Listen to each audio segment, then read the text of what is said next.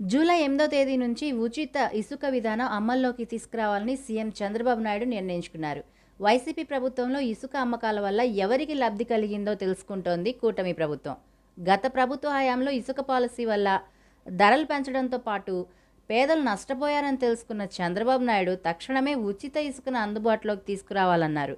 రీచ్లు, stock పాయింట్లు, dump యార్డ్ల పరిధిలో ఎంత ఇసుక అందుబాటులో ఉందో అనే విషయాన్ని అధికారుల్ని ఆయన అడిగి తెలుసుకున్నారు. ప్రస్తుతం రాష్ట్రంలో 40 లక్షల టన్నుల వరకు ఇసుక అందుబాటులో ఉందని చంద్రబాబు నాయుడికి అధికారులు వివరించి చెప్పారు. వాస్తవానికైతే 2014 నుంచి 2019 వరకు టీడీపీ హయాంలో చంద్రబాబు నాయుడు ప్రభుత్వం ఉచిత ఇసుక విధానాన్ని అమలు చేసింది.